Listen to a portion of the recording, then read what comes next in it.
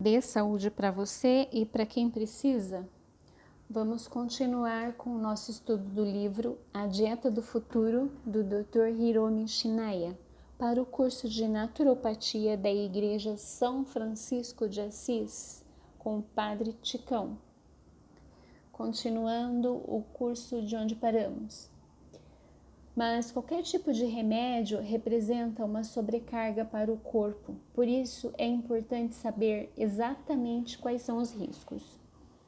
A azia é um aviso do corpo, preste atenção.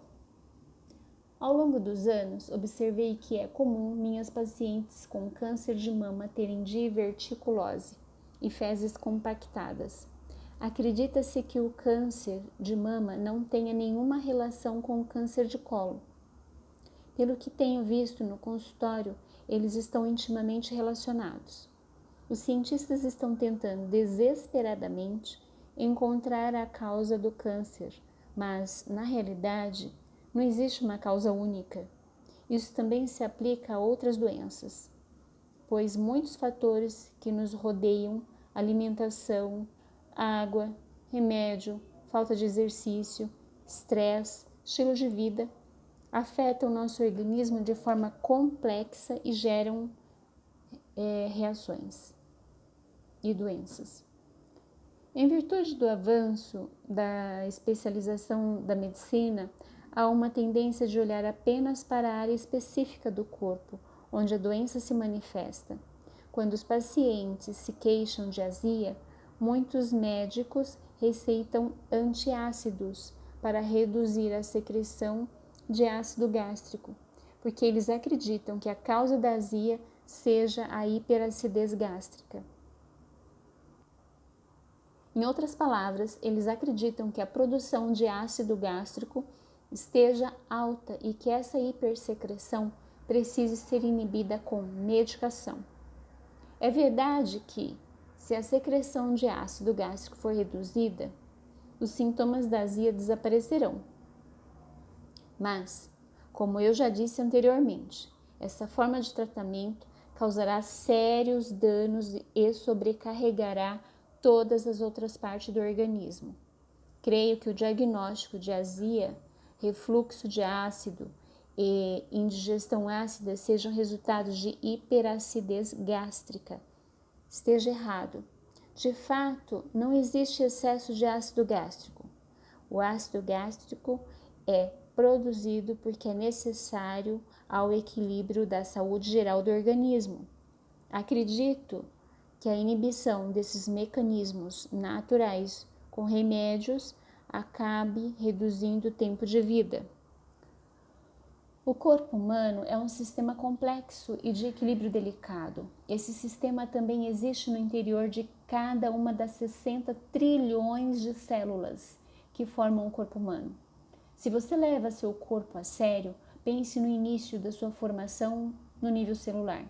Nossas células estão sempre sendo substituídas por novas. Em algumas regiões do corpo, a substituição total das células não leva mais do que alguns dias, enquanto as outras o processo pode levar vários anos. No final, todas elas são substituídas. Essas novas células são formadas pela água e pelos alimentos que ingerimos diariamente. Com base nisso, podemos dizer que a qualidade dos alimentos e da água que consumimos determina nossa saúde. O sistema gastrointestinal, que absorve os alimentos e a água, forma a base do nosso corpo. Se a qualidade dos alimentos e da água for ruim, o sistema gastrointestinal será o primeiro a sofrer. Mais tarde, os elementos ruins absorvidos serão transportados pelos vasos sanguíneos e todas as células do corpo. Não importa o quanto os ingredientes sejam ruins, as células só disporão desse material transportado para fazer novas células. Desse modo, a qualidade dos alimentos e da água determina a saúde do corpo todo. Depois de descobrir que as características gastrointestinais refletem o estado de saúde do corpo todo, comecei a pedir aos meus pacientes que respondessem questionários sobre a sua alimentação e seu estilo de vida. Assim consegui descobrir o que é bom, o que é ruim para o corpo, sem a influência de nenhum conhecimento estabelecido que eu tivesse acumulado até aquela época. Pude tirar minhas conclusões pela observação de meus resultados clínicos. O que acontece no interior do corpo é diferente do que acontece no experimento de laboratório. A única maneira de descobrir a verdade é perguntar diretamente ao corpo. O número de enzima é o segredo da saúde. Ao combinar os resultados do meu questionário com vários dados clínicos, descobri a existência de um fator que desempenha o papel mais importante na preservação da saúde, o fator enzimático. Conforme mencionei anteriormente, enzima é o termo genérico para uma proteína catalisadora, produzida no interior das células de organismos vivos. Simplificando, é um elemento necessário para um organismo conseguir viver. Onde existe vida, seja no reino animal ou no vegetal, existe enzima. Por exemplo, a semente de uma planta germina por causa do trabalho das enzimas. As enzimas também trabalham quando um broto se transforma em folhas. As atividades do corpo humano também são apoiadas por muitas enzimas. A digestão e a absorção, o metabolismo que constitui células velhas por novas, a decomposição de toxinas e a desintoxicação são resultados de funções enzimáticas. Dos mais de 5.000 tipos de enzimas que atuam no corpo humano, há duas categorias mais amplas: as produzidas dentro do corpo e as que vêm de fora em forma de alimento. Entre as enzimas produzidas no corpo, cerca de 3.000 tipos são produzidas por bactérias intestinais.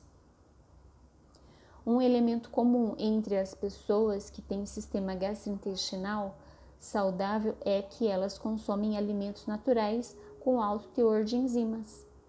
Isso não só implica o consumo de enzimas exógenas, como também a criação de um ambiente intestinal que propicia a intensa produção de enzimas pelas bactérias intestinais.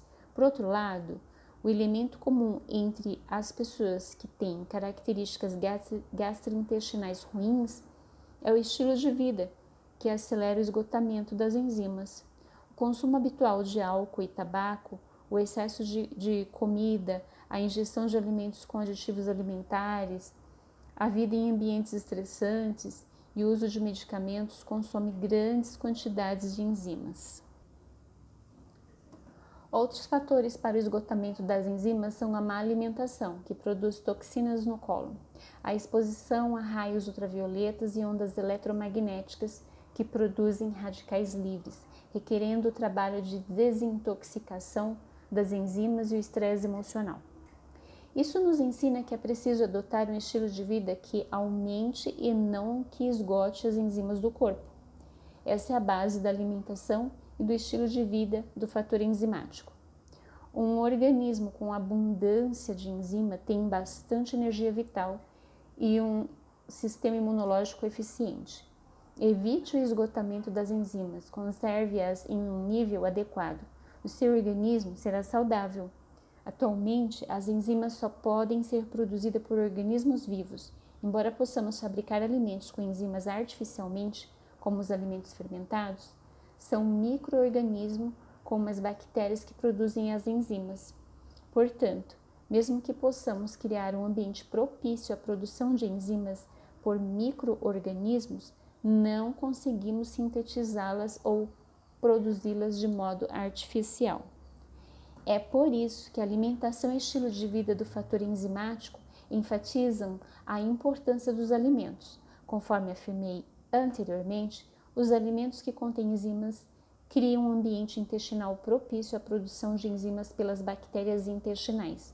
Como todos os seres vivos têm uma reserva pré-determinada de enzimas, é essencial que nós, vivendo em ambientes estressantes e poluídos, consumamos enzimas produzidas por outros seres vivos e que façamos bom uso delas. Tudo depende das enzimas-fonte. Embora me refira a enzimas como uma palavra única, é necessário mais de 5.000 tipos de enzimas para que as pessoas realizem suas atividades diárias, pois cada enzima desempenha apenas uma função. Por exemplo, A enzima digestiva amilase, encontrada na saliva, reage somente ao amido, enquanto a pepsina encontrada no suco gástrico reage somente à proteína. Segundo esse raciocínio, surge uma pergunta. Independentemente da quantidade de enzima fornecidas ao corpo por meio dos alimentos e das bactérias intestinais, como podemos ter certeza de que estamos ingerindo o tipo certo de enzima que o organismo necessita naquele momento? O fato é que, mesmo quando ingerimos alimentos ricos em enzimas, elas não são absorvidas e usadas pelo corpo humano de forma direta. Algumas, como as enzimas do nabo e do inhame, atuam diretamente nos órgãos da digestão, como a boca e o estômago, mas são exceções. A maior parte das enzimas dos alimentos é decomposta pelo processo de digestão e absorvida pelo intestino como peptídeos ou aminoácidos. Talvez você queira saber por que essas enzimas são importantes, já que não é possível absorvê-las e usá-las diretamente. Mas essa não é a questão. Os dados clínicos que reuni mostram claramente que as pessoas não têm uma alimentação rica em enzimas. Também apresentam um nível elevado de enzimas no organismo. Então, o que acontece no corpo para que as enzimas sejam produzidas? Explicarei minha teoria a partir desse ponto, com base em 40 anos de medicina, examinando centenas de milhares de tratos digestórios, observando meus dados clínicos, desenvolvi a teoria de que deve existir um protótipo de enzima-fonte, que gosto de chamar de enzima milagrosa. Comecei pensando que poderia existir um protótipo de enzima.